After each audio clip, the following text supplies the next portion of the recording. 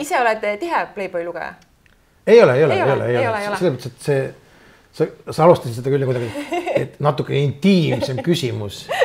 Et sa juba just kui nagu iseenesest mõistetavalt suunasid mind nagu, et sa ju nagu nii loed, eks ole ju. Ja võib-olla väike eeldus oli seal sees, jah? Ja väike eeldus, aga ma ei näe.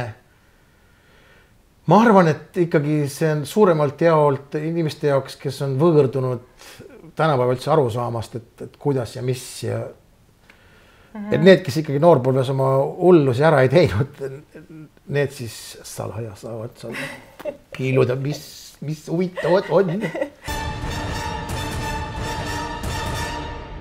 Ja kas sa oled suur Pilvede all saate vaataja? Ütleme nii, et see on üks nendest saadetest, mida ma kindlasti iga nädal vaatan ja et kui mul on valida, kas ma pean toidupoodi minema või teleka ees olema, siis ma kindlasti olen teleka ees ja ütleme nii, et kindlalt 99% osadest on jälgitud kaasa. Emil, kas sa nüüd saad natuke sellest sarjast paremini aru? No vanasti vähemalt öeldi selle kohta niimoodi, et on teatud sarjad, kus kohas ei ole üldse tähtis, kus kohast sa alustad, poole pealt hakkad ja juba on... Mis sa arvad, kuidas teised või üleüldse siis 50-aastased mehed peaksid seda saadet võtma ja mõistma seda sarja? Ma arvan, 50-aastased mehed peaksid rohkem tegelema millegi muuga kui sarjade vaatamisega. Sina kui tuntud naljamees võiksid ju meile ka lõpetuseks väikse anekdoodi rääkida, midagi naljakat. No, aga siis ma arvan, et võikski see olla mingisugune mehe ja naise suhetest või mingisugust näiteks midagi siukest. Ahaa.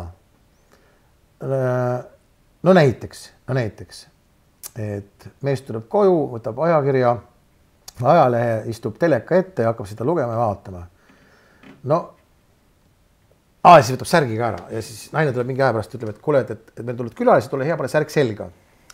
Mees loeb edasi, vaatab ikka telekat ja nagu ei tee väljagi. Naine ütleb teist kord, et ole hea, pane palun särg selga, sest külalised tulevad ja nad näevad sind niuksena. Mees siis nagu saab lehe kokku. Las nad näevad, kuidas sa mind toidad. Ja siis naine ütleb, et aga noh, võta siis püksid ka ära, siis näevad, mille eest ma sind niimoodi toidan. Selge. Emil, mul oli tegelikult üks küsimus, mis jäi mul ka natukene kripeldama. See on hea. Sa ütlesid, et sa Playboyd ei loe, ei ole lehitsenud, aga milliseid pildi ajakirju sina siis vaatad? Ei vaata ühtegi. Mind ei köida niisugused asjad. Ma räägin, et ma praeguseks tegelen sellega, et mul on kohe raamat valmimas, mille nimi on siis muusika ja kulinaaria ja selle tegemine on nagu tähtis.